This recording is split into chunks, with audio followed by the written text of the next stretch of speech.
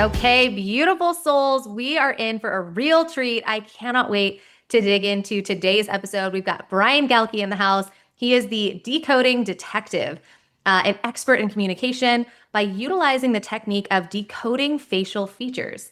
These skills have helped him from being an introvert in a help desk role to a regional vice president of sales, managing a $40 million book of business. He's also an incredibly sought after keynote speaker who shares stages with people like Alex Hormozy, Brad Lee, and Janine Driver. So thank you so much for being here, Brian. I have so been looking forward to this conversation. It's going to be a lot of fun. Oh yeah, we're gonna have a blast. Yes, I love it. So for someone who's like, what is a decoding detective and what does that mean? Like, tell us more about that and this whole Sure. technique of decoding someone's facial expressions and features. Yeah, so I grew up as an introvert, and so what do good introverts do is we pick up books on like how to understand people. So early on, I loved books on body language, networking.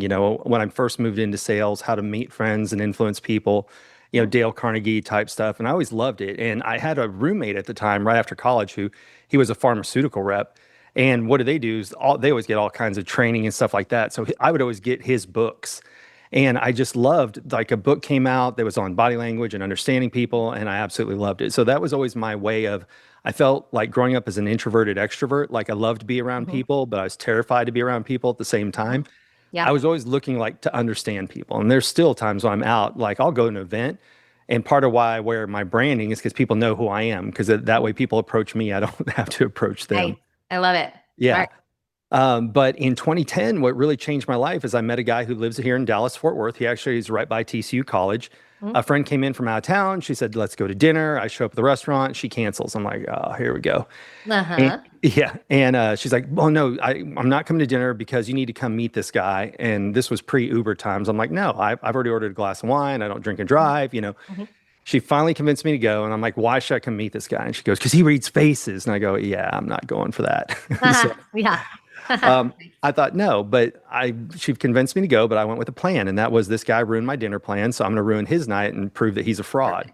Perfect. Perfect. And when I went over there, he was just a genuinely nice guy, and so that was the first part. I was expecting some really sleazy, salesy kind of person, right? And I'm Mhm. like, oh, here we go. He was just genuinely kind-hearted guy. His name's Mac Fulfer.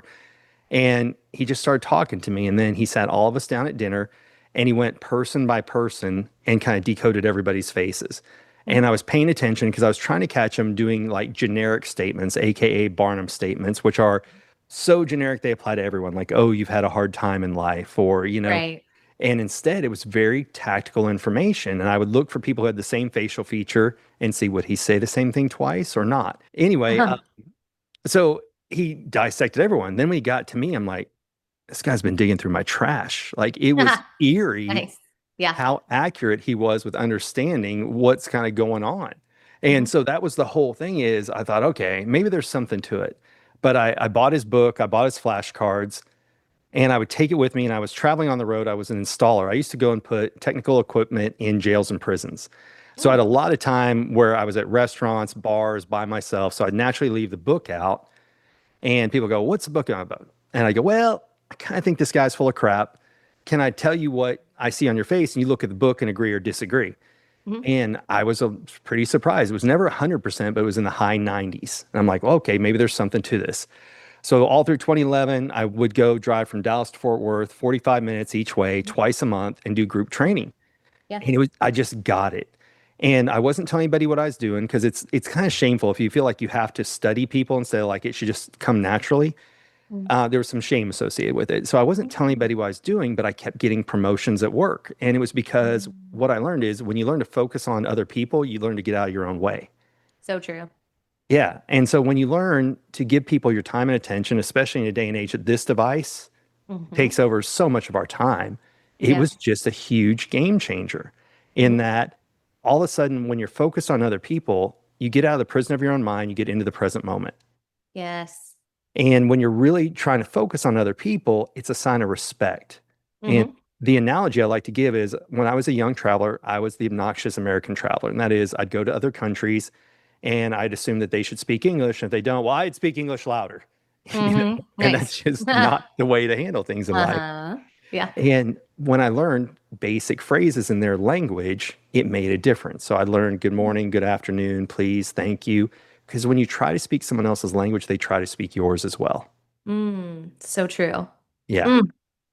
So good. You know what I love too about the way that you've leaned into this experience of like reading people's facial expressions and facial features is that Mhm. you're using it as a tool to connect versus using it as a tool to like judge someone or think, like I just love that you're like, no, it's a way to really connect with someone, to understand them more deeply, to speak in a way that they can hear versus speak in a way that I'm used to speaking. Right. That's really powerful. I love that. And, we're accidental narcissists. And what I mean by that is we tend to think everybody thinks the way we do, Hmm. and not everybody does. And that's because we were raised with all good intents, the golden rule, which is treat people the way you want to be treated, but Hmm. you may not want to be treated like I am. I'm extremely Right. visual. Hmm. So what do I want to do? I want to show everybody pictures and memes and I want to send them, Hmm. all these things. That's not what everybody else wants. And Mm-hmm. that's what you have to figure out is, am I speaking only my language or am I speaking theirs? So when I look at people, I look at different facial features and think, okay, are we speaking the same language or are we not? And if not, what are we doing to change it? You know? So Absolutely. that's the whole thing. But it's when you learn truly, truly to take yourself out of it and Hmm. what your wants and needs are and focus on, is this the right thing? Am I talking to the right person? All these things, it makes a world of difference, a true Mm, world of difference. absolutely. Yeah. I'm curious too for someone like myself that's like a complete beginner in this. What are the basics of decoding someone's face? Like what do you have them start with? Are there like some top features that you're like, look at these 4 or 5 things? Like, and what do those mean? Yes. Okay. So I love eyebrows. And the Hmm. reason why is because eyebrows lead to eye contact.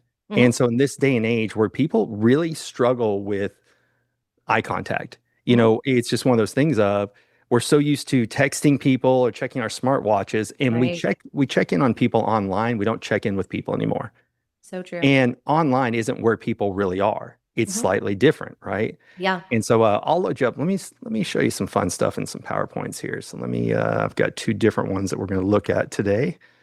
Cool. Let's go with this one first. All right, let's see if I can share, and we'll kind of blow through these fairly quick. Let me first make this one full screen, and then we will This go will and be fun. We'll yeah, describe what we're looking at for those that are listening. And then, of right. course, if you're watching it on YouTube, you're good to go. You can see this presentation, which is great. All right, Uh-huh. perfect. So what I really loved is the things that really changed my life were understanding people by decoding their faces, having conversations with them, and then body language. But Mhm. what I really loved is with decoding faces, everything on the face tells us something about someone. So like, Mm, how do you deliver news? How personal to get? Are they very structured? How do they want the information delivered? How do they think and take and process information? All these different things mattered. And kind of like we talked about earlier, this day and age, people feel so disconnected that when you actually help people feel seen and heard, and you don't just mhm, show up with commission breath, it makes a world of difference when you're mhm, talking to people. And the really cool thing that I liked about it is it's something I could use both on Zoom and in the room with people. So if I was meeting with people on Zoom, body language is out the window, mhm, but faces aren't. mhm, And what you can do is you can even cheat and go look up people ahead of time. But we mentioned earlier, like a lot of your audience is entrepreneurs, people trying to grow their business. I want to show you some fun stats, and that is for people who start out in business, if you learn soft skills, people skills, then mhm, what you see is increase in revenue, higher win rates, and your productivity goes up because you're not wasting time in certain areas. mm, And then once you learn that, then it comes over to, well, what does that mean for the company? Higher profits, higher profit margins. And then when you learn to make better business connections, we all know that, we're the average of the 5 people who are around us. uh-huh, And so while everybody's very, very familiar with artificial intelligence, AI, we're using it in our everyday business, what most people are using it for is figuring out who can they get rid of. So what they're talking about right now is with AI coming on, up to 30% of people are going to lose jobs. Between 400 and 800 million people are going to be replaced by AI or automation by 2030. So mm, what you really have to learn is skills like what you teach, what I teach, and that is how to mhm. understand people that much more. So Yes. the first thing I think you have to be is you have to be already interesting. And what I mean by that is when we meet somebody, what's the first thing we do is we go and we Google them. So when we go and we Google them, do they have a wow factor? Do they have a social media presence? Does something on their page make you want to stay on the page with them? And then after that is, how easily can I find you? Where can I find you? What's on your page make them want to come back? Mm-hmm. That's the big things. And so what do we need to do as entrepreneurs is figure out what are our people looking for? How do we attract the ideal client? How you do that is with videos, pictures, posts, and testimonials. And the big thing is don't be afraid to copy someone else, but then make it your own at the same time. So if you see something working in a different industry, a different niche, follow it up to yours as well. The same, but different. Yeah, Perfect. I love That's that from so that funny. movie. I know. Nice.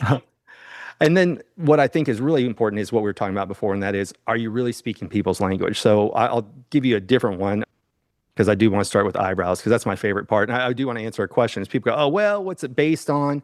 It's the 43 muscles in the face. The mind creates movement, movement creates muscle. And so our faces are constantly changing over time. And so people go, nah, that can't be true. So I like showing pictures of me at 18 versus 38. And Wow. you can see how much, like, look, my ears used to stick away farther from my head. My eyebrows used to be a Mhm. different shape. Like our faces are constantly changing. So what I really loved is you can go and look up people ahead of time on social media and just start figuring out like, how do you understand them that much better? But to Mhm. your point, what do I love to start with is I love starting with eyebrows. And that's Uh-huh. because if you don't think eyebrows are important, then go and Google people without eyebrows. Oh my God. Hello. Yeah. So it completely changes. And people are like, oh, this is a horrible. How could you leave us with that? And I'm like, all right, well, I got you. Yeah. So go and Google babies with eyebrows drawn on. Yes, And it changes how we see the kids. for sure. And so Wow. a very simple analogy. I love this one right here because it's like a little evil genius and it's just a baby Mm-hmm. laughing. Mm-hmm. Mm-hmm. Yeah, Yeah. exactly. Yeah. So what I like here is just another example. You take away one facial feature and it changes how we see the person. Mm-hmm. So we pay a lot more attention. And as I mentioned before, if you're an introvert, well, eyebrows lead to eye contact. And so it's a big deal. So when you start looking at people, you can learn how much time do they need to make a decision and how do they want that information presented to them. And we talk about facial features all the time. We say things like take one on the chin, keep a stiff upper lip. But we also talk about like highbrow humor and lowbrow humor. So highbrow humor is where somebody like tells you a joke and you think about it and then you laugh. Lowbrow humor is immediate laughter, jackass, Three Stooges, physical comedy. Well, what that relates to is when you look at people, the higher their eyebrows are, like all four of the people that are here, it's people, imagine eyebrows are like a speed bump. So if data is racing down your forehead to get into your eye, and I know that's not how it actually works, but just go Mm-hmm. stick with me for the analogy is the higher the eyebrow, the more time they need before they like to pull the trigger. It has Okay. nothing to do with intelligence. It's just when do they feel comfortable pulling the trigger. So it's Mm-hmm. like a speed bump in the middle of a road. You can only go so fast, go over the speed bump, and then speed back up again. Mm-hmm. And so when you see high eyebrow people, if you got 30 minutes on their calendar, you're probably going to talk about 20, 25 minutes. However, on the opposite side, lowbrow humor, which is like instant laughs, the closer their eyebrow is to the eye, the faster they make decisions. And it's the result of people like going, huh, and raising their eyebrows up versus going, huh, and squinting down. So again, it's Mm-hmm. those 43 muscles in the face will tell you how fast and how do you change the presentation for the person. So if I was going into a presentation and I didn't know, let's say it was a blind evaluation committee and everybody has high eyebrows, well, we're already prepared for that because most presentations, they say, hey, you have an hour, you need to fill it. But if we walked in and everybody had very low eyebrows, we're like, oh crap, we need to take a bunch of slides out because these are people who want to make decisions fast. Mm-hmm. And so that's like putting a speed bump by the stop sign at the end of the road. You can race down that street and you only have to slow down at the last minute. So when you start looking at people, you figure out, okay, do they need more time or do they want me to get to the point as soon as possible? Mm-hmm. And you learn to start alter. So you can use this. Let's take it out of sales. Let's just say you're telling a story. If somebody's got low eyebrows, make your story short. If they've got high eyebrows and you love to tell a long story, stick with it. But it's learning to adjust to the person instead of just saying what I want to say. Mm-hmm. Yeah. So then you start just looking at people and figuring out. So let's say we're out at this networking event. Who needs the most amount of time? Number four, Mm-hmm. because she has the highest eyebrows. So then I would look at number three after that. And then one, two, and five are pretty much the same. So you just look at eyebrow height will tell you needs more time or makes a decision fast. And Mm. so we teach this probably the craziest industry that this is taught to is door-to-door sales because they have Hmm. 7 seconds before somebody pulls a gun on them, slams the door shut, or calls the cops. Nice. Such a So job. yeah. Yeah, my heart goes out to all of those people that are Oh, experiencing that. Yeah. you talk about taking a lot of no's. They're out Yeah. in the summer heat. Hmm. When nobody likes anybody knocking on their door anymore. That's why most people have For ring sure. doorbells, everything Yes. else. But they're still out there doing it. And these kids are killing it, like 19, 20 years old, making 200,000 to 500,000 a summer, Hmm. Hmm. selling solar, alarm systems, pesticide. It works. So Hmm. what they do is when they're training, they learn their script, they learn the materials, they learn objections.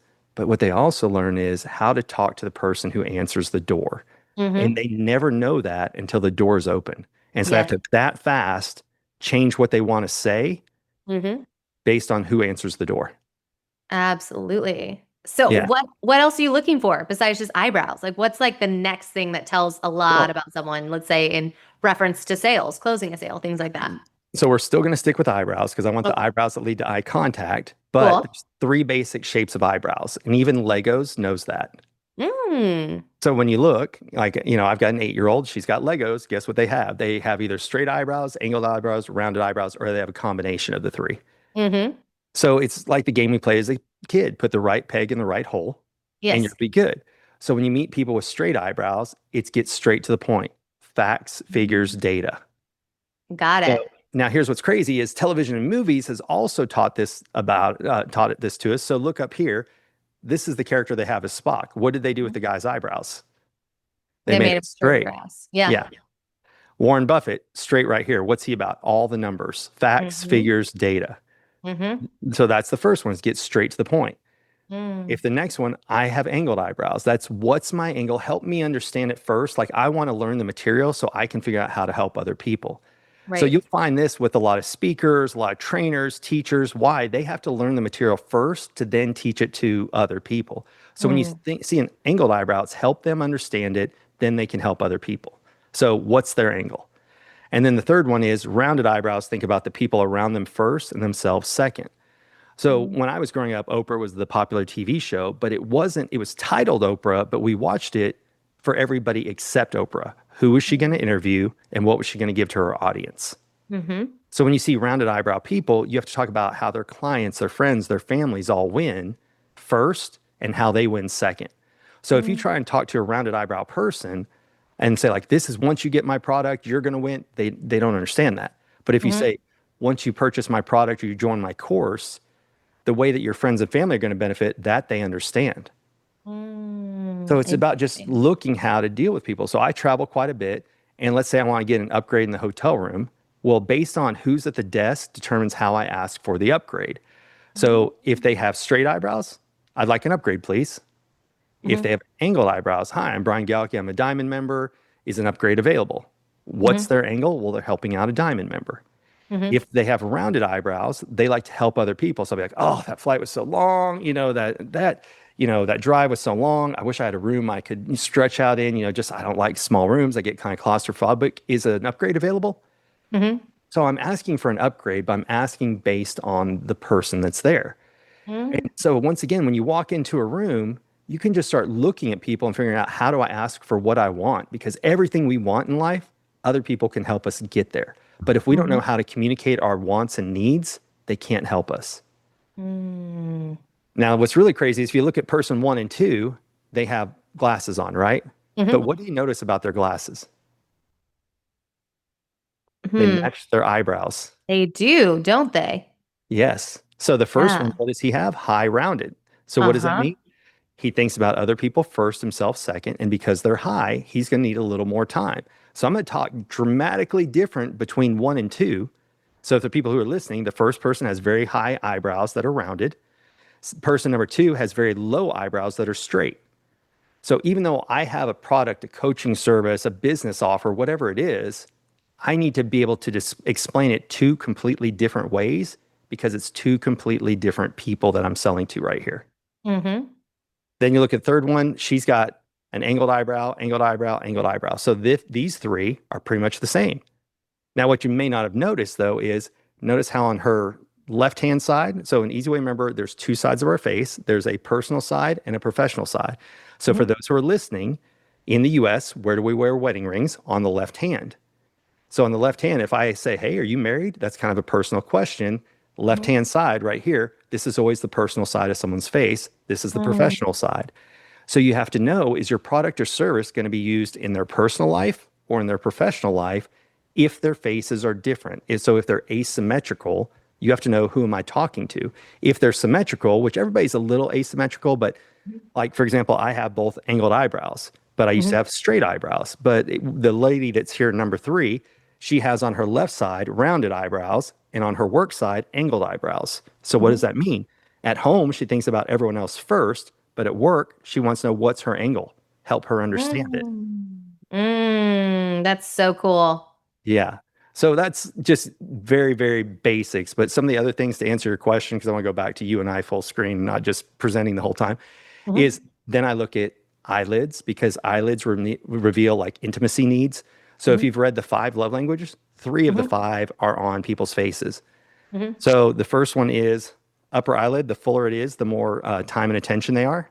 mhm, Below the nose and above the lip, the wider this area is, it's called the libido line. That's physical touch.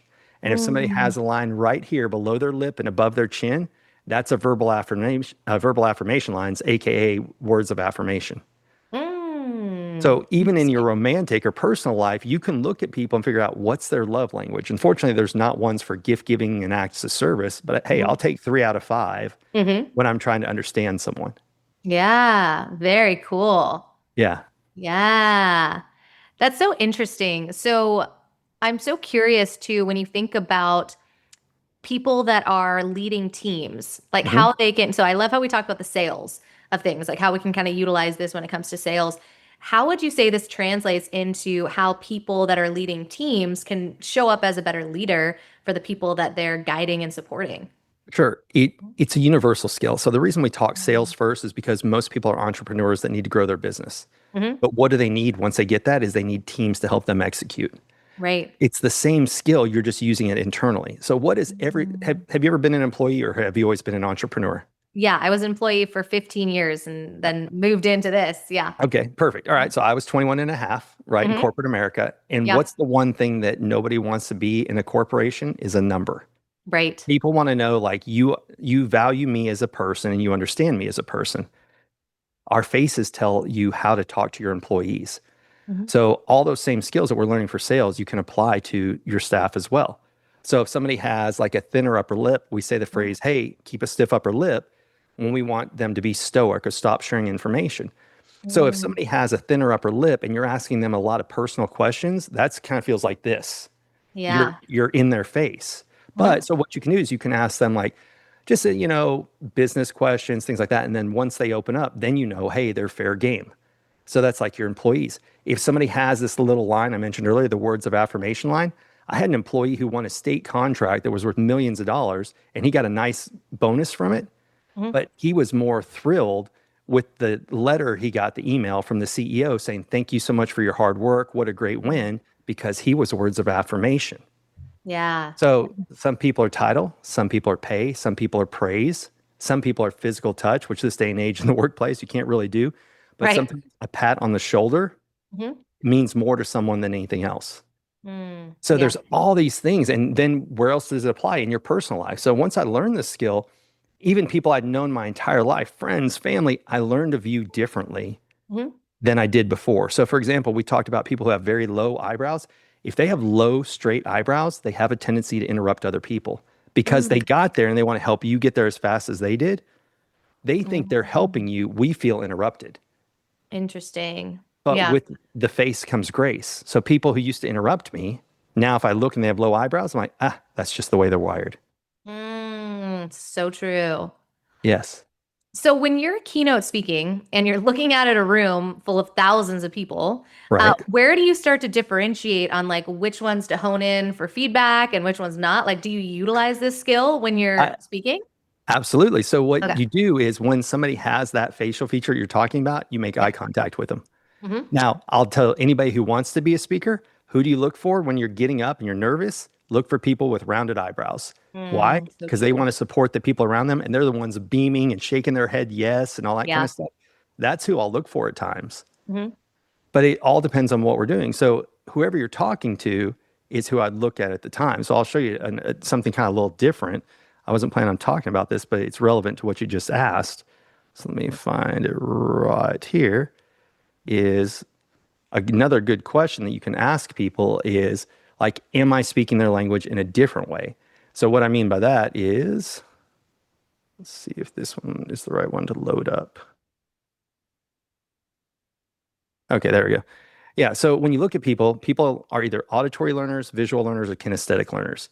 So when you look at people, for example, here, these were 4 judges on The Voice. What was The Voice? It was where all the judges started like this. If they like what they heard, then they turn around to see what they actually look like.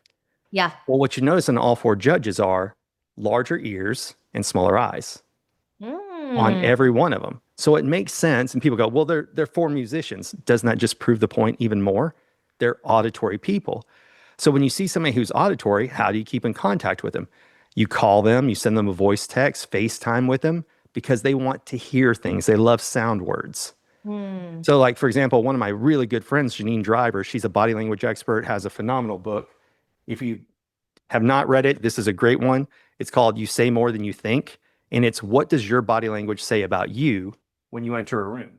Mm. So we buy all these books on how to read other people's body language, but we don't think, how are we showing up? But if I want to talk to Janine, I will send her text messages, memes. She ignores me. I send her a voice text or FaceTime her, and she picks up immediately. So Mm. I just know if I want to talk to Janine, I need to alter my way because I'm visual, Uh-huh. and I have to go and send her a voice text or FaceTime with her. I FaceTime with 2 people pretty regularly.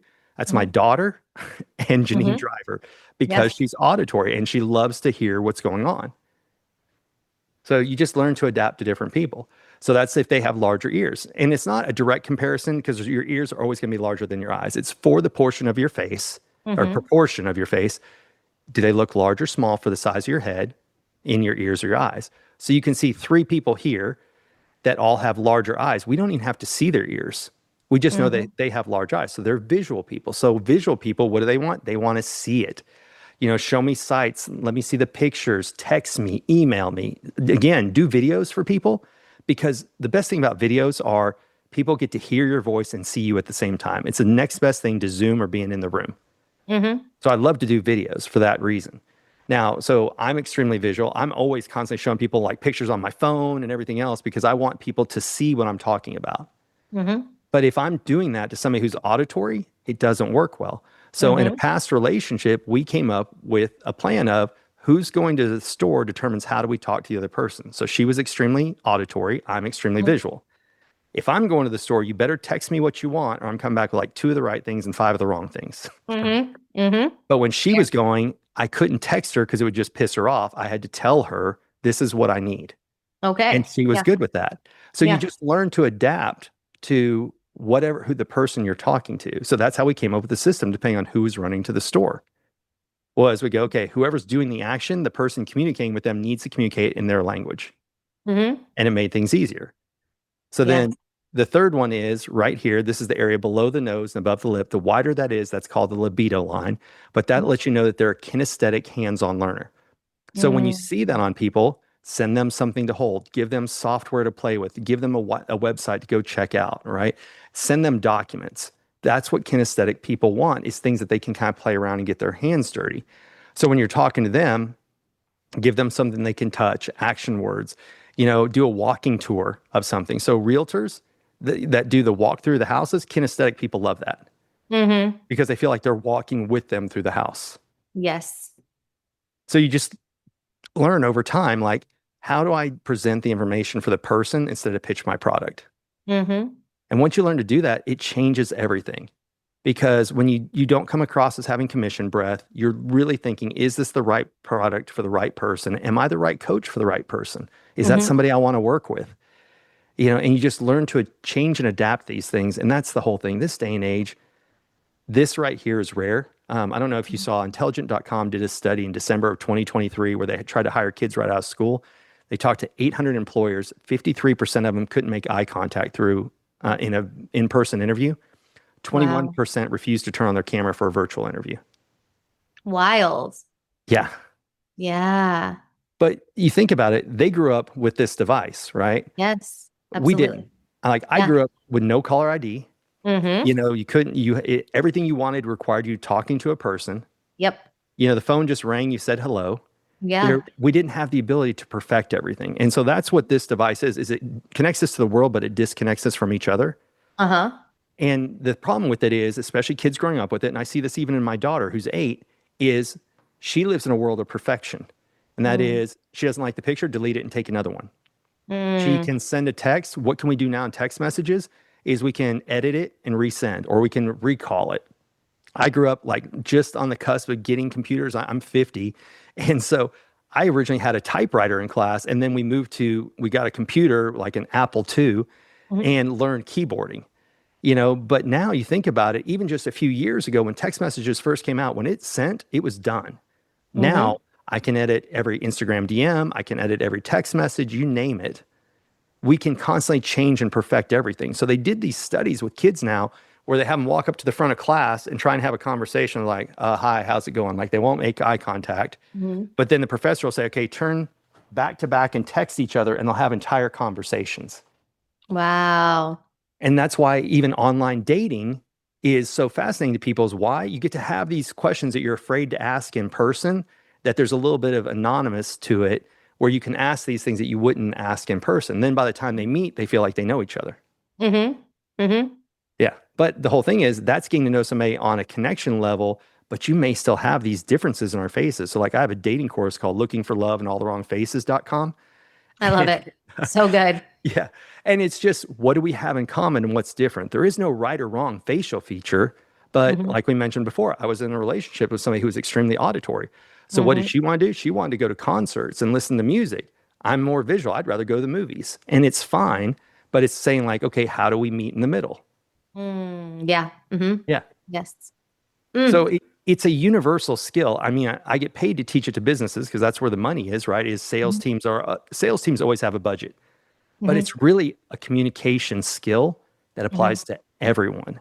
Yes. And because it's proactive, you can go and look up people ahead of time, or when you walk into a room, you can immediately size someone up. Mhm. And whereas body language and statement analysis, body language, they have to move their body. Statement analysis, they have to say something. Now, I'm Mhm. well educated in those. Matter of fact, I catch people all the time, not on purpose, but it's a result of knowing these skills. Like somebody told me, hey, by the way, I ended this thing. I'm like, well, wait a minute. What did you end if nothing was happening before? And they're like, oh, well, I wasn't going to tell you, but I'm like, yeah. So people's words give them away also. So what you really have to learn this day and age is learn to pay attention to what people say and do. But the trick is don't turn yourself into, like I'm called the decoding detective, but don't make people feel interrogated, but pay attention to what people do, say, and how they move their body. Mm. Because that right now is what AI and automation can't do, is it Right. can't replace you and I being in a room together. Mhm. And that's Yes. what's going to keep people employed. That's what's going to keep businesses open is soft skills and learning how to deal with other people. And then add on top of that, everything that you teach about regulation of yourself. How do you maintain yourself? What are you doing? I had a business deal go bad. I spiraled out of control like 2 weeks ago. Mhm. And I went to a place that did breath work and everything with me to get me recentered. And now I'm back on Mhm. track again. Yes. Yes. So Mhm. it's all these skills that we need to learn because if you haven't been watching, it's scary. Like by 2030, the amount of jobs are expected to be replaced. People need to start working on people skills right now. Mhm. But they were talking about just kids who graduate out of college. Most entry level white collar jobs are being replaced by AI. Mhm. So right now we see people losing jobs, but we're not focused on people who can't even get jobs anymore. Mhm. So what the way to stand out is building rapport and connection with people Yes. because rapport is how you build relationships. Business comes as a result of relationships in the long run. Mhm. Oh, Mm. look, you and I are a perfect example. I met you because I'm friends with Amberly Log. Mhm. When she does her podcasts and interviews and stuff, she's like, hey, I've got the larger room. Do you want to come sit in the audience? I'm like, yeah, why not? So Mhm. that relationship with Amberly and then being in the room is how we got to be right here, right Mhm. Right. and then we have a mutual friend, Jen, right, who I always see you on their stuff. And I Yes. met her when we both spoke at high level. And I was really impressed with her book. Like when I went through it, I've got almost like every page underlined, marked. Like it's a great book to get to know. Mhm. Be Seen by Jen Gottlieb. Such a Yes. good book. Yes. And I said this to her face, so it's not talking bad behind her. I really thought when it first came out, somebody's like, "Oh, she was a VH1, rock star model or whatever." I'm like, "There's nothing to learn from her." And somebody Mm, recommended her book, and I was blown away by how yeah. good of a book it was because I'd never seen her speak. But when somebody just said, "Oh, well, it used to be on VH1 and all this," I thought, "There's nothing." And that book is such an incredible book. But Yes. I So picked it good. up because somebody I trusted recommended it. Mm-hmm. Yeah. Mm, so good.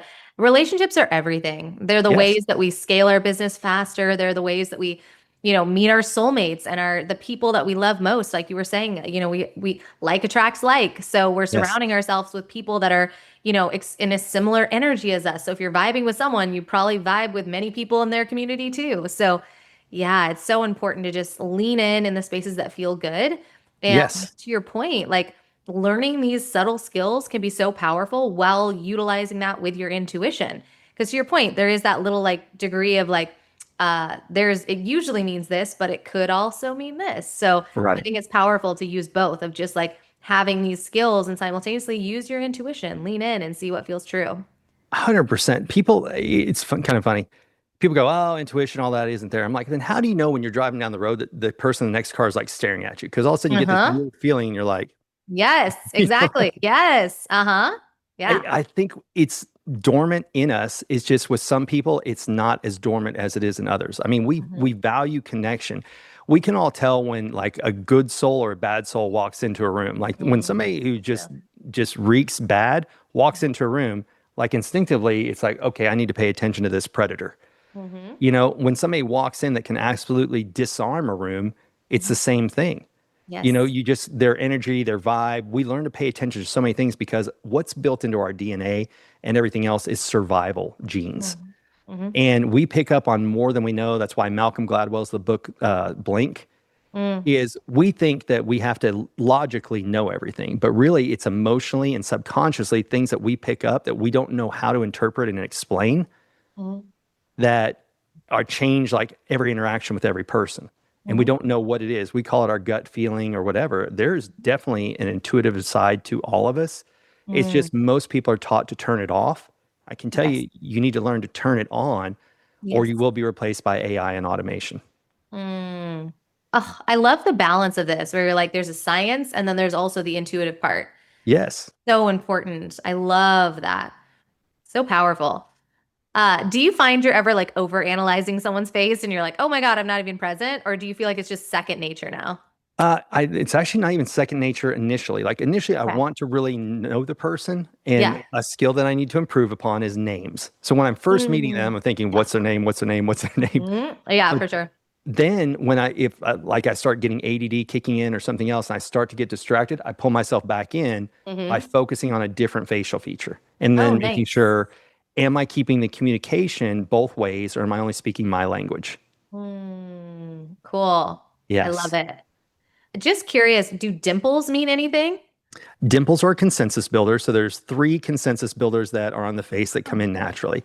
So the first one is if you have very, very light eyebrows, they're called chameleon eyebrows.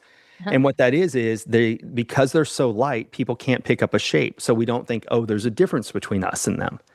The next Mm, one is if you have the Cupid's bow, and that is in your upper lip, does it make that little arrow? That little arrow is a subconscious sign that says, listen to me when I talk. Now, I just mm, spoke at an aesthetics conference back in January, and all the estheticians didn't know why they were putting that arrow in, but it's actually yeah. a subconscious sign that says, listen to me when I talk. And Hmm. people go, oh, we don't pay that much attention to lips. I'm like, okay, well, then I'll just do the rest of the talk like this. It Mm, matters.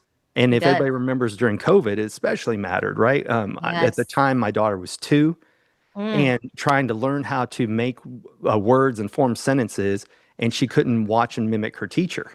that's crazy. Yeah. Oh, So yeah. you think about kids who are now anywhere from age, let's just say 10 to, let's see, so it was 5 years ago that was. So let's say 6 to 12. Hmm. Their language capacity was inhibited by a year to 2 years Hmm. because they couldn't see the mouths of the people they were trying to learn the skills from. Wow. Yeah. So And that, interesting. yeah, and you look at all the studies of all the kids that graduated college the last 2 years remotely who took online courses and then tried to get jobs, they Hmm. failed at the jobs because they weren't used to interacting with people. Hmm. Yeah. Mm, So we need people more than we realize. If you look at what is the worst, if we have the worst of the worst person, where do we put them in? Isolation. yeah. No other contact with human beings. If we know that's the worst punishment, why is that? Because we're naturally connected to want to seek and build community and tribes with other people. Hmm. So true. Mm. Yeah.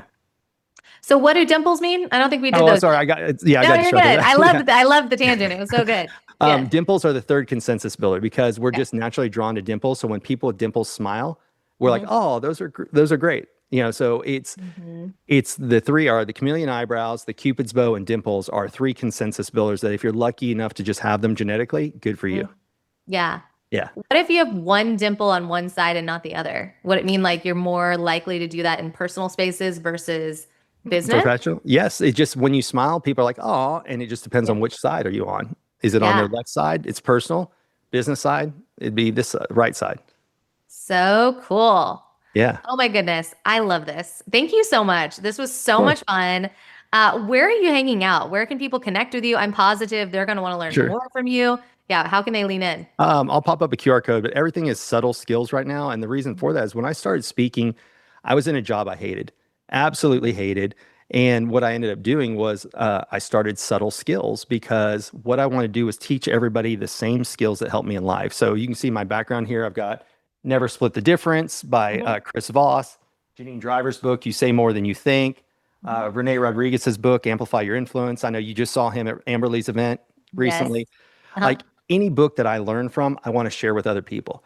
So Yep. everything is subtle skills. Here, I'll share the QR code. And what people can do is they can go download the cheat sheet. They don't have to download anything. If they want and they see, they can just go and every book that I recommend is on that page. So they can scan the QR code. I am moving now more towards everything just Brian Galke. But because when I first started this company, I did it as a passion project and I didn't want it to be tied to me because I worked in government work. And so I used to sell technology to jails and prisons. So county Mhm. jails, state prisons, federal prisons, all that kind of stuff.